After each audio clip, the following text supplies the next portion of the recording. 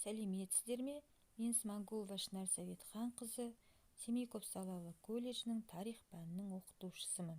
Менің бүгінгі сабағым қазақ тілі және әдебиеті мамандығының 2-ші курс студенттеріне арналады. Бүгінгі біздің өтетін жаңа тақырыбымыз Қазақстан Ұлы Отан соғысы жылдарында.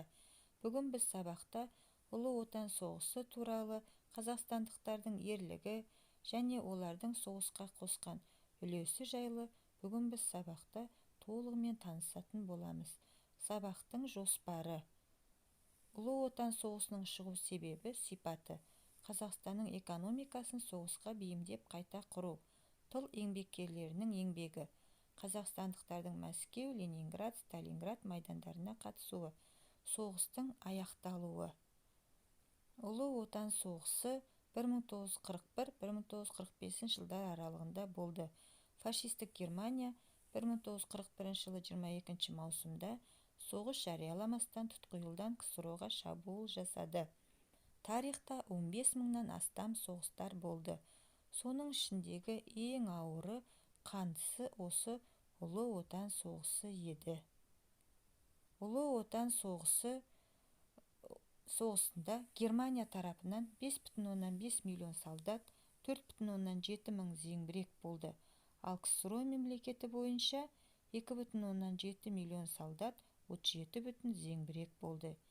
Енді картаға назар аударайық. Міне қызылмен белгіленіп тұрған бұл КСРО мемлекетінің ірі қалалары: Ленинград, Мәскеу, Сталинград қалалары. Қазақстандықтар осы қалаларды ерлікпен қорғады. Мәскеу шайқасы Мәскеу, Тула, Калуга, Калинин жерлерінде болды. Ленинград шайқасы Балтық теңізі, Нева, Тивин жерлерінде болды. Сталинград шайқасы Волга бойы, Батыс Қазақстан жерлерінде болды. Міне осы аталған жерлерде ірі шайқастар осы жерлерде болды. Қазақстандықтар Мәскеу үшін шайқаста. Фашистік Германия Кеңес одағының астанасы Мәскеуді бірнеше апта ішінде басып аламыз деп жоспарлады. Бірақ Мәскеу түбіндегі шайқаста Қызыл армия интеллект келе жатқан фашист басқыншыларын тоқтатып, өздері де қарсы шабуылға шықты. Қазақстандықтар Ленинград үшін шайқаста. Гитлердің басқыншылары 1941 жылдың қыркүйегінде Ленинградқа жетті. Қаланы толық қоршауға алды. Ленинград үшін ауыр блокада күндері басталды. 900 күн мен түн басқыншылары Ленинградты ерлікпен қорғады. Қазақстандықтар Сталинград үшін шайқаста. Мәскеу түбінде жеңіліске ұшыраған фашист әскерлері астық пен мұнайға бай оңтүстік аумақты жаулап алмақ болып, Сталинград бағытына ең таңдаулы әскерін жіберді. Кеңес жауынгерлері өліспей беріспейміз деген ант берді.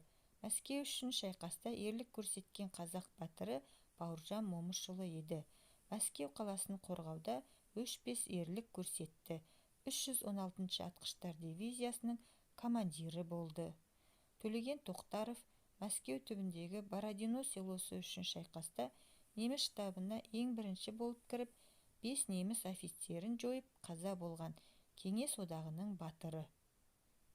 Мәлік Ғабдуллин 1941 жылдың қыркүйегінен бастап соғыстың соңына дейін фашисттердің күштеп отанды қорғау борышын абыроймен атқарды. Майданда Панфилов атындағы 8-ші гвардиялық дивизияда жауға қарсы аттанды. Нұркен Әбдіров 267-ші әуе дивизиясының 808-ші шабуылшы полк құрамында майданға аттанды. Барлығы 17 рет әуе шайқасына қатысқан еді. Нұркен жаудың 18 танкісін жойды. Сұлтан Баймағамбетов 1939 жылы әскер қатарына шақырылып, сол жақтан ұрыс даласына аттанды. Өзінің табандылығы, өжеттілігімен көзге түсті. Кеңес одағының батыры атағы берілді. Әлия Молдағолова қаһарман қазақ қызы, Кеңес одағының батыры. Анасы Маржан қайтыс болғаннан кейін нағашы ағасының қолында тәрбиеленді. 26-шы атқыштар дивизиясының құрамында ұрысқа қатысып мергендігімен көзге түсті. Мәншүк Мәметова, шын аты Мәнсия, ол Орал облысы Орда ауданында туылған.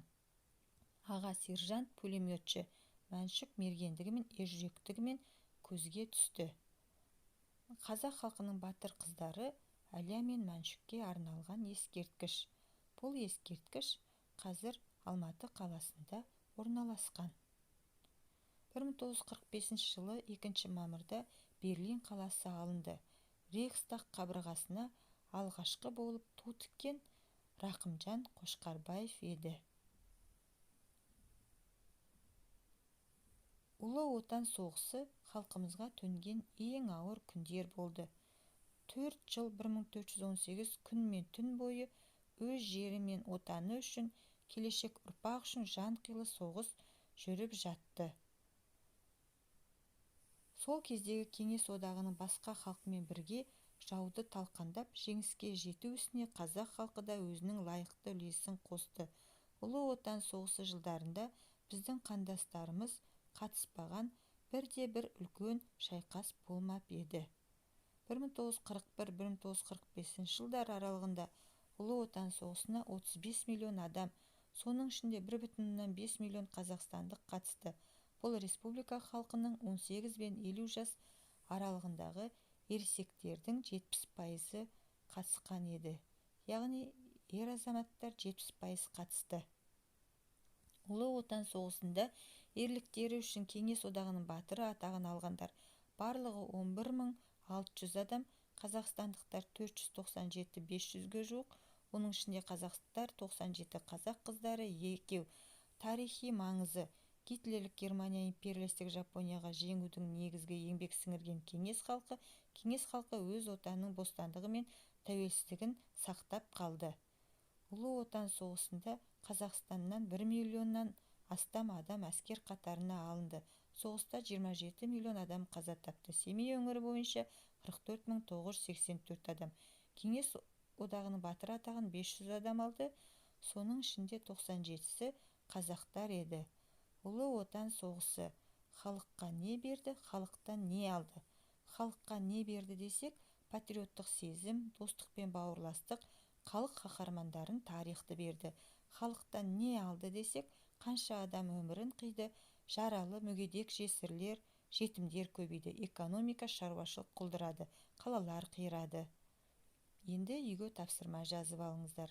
Қазақстан Ұлы Отан соғысы жылдарында тақырыбын зерттеу, іздеу, толықтыру үшін ақпарат дайындау, эссе жазу, қасірет шегіп, қан кешіп, жеңіске жеткен күн еді.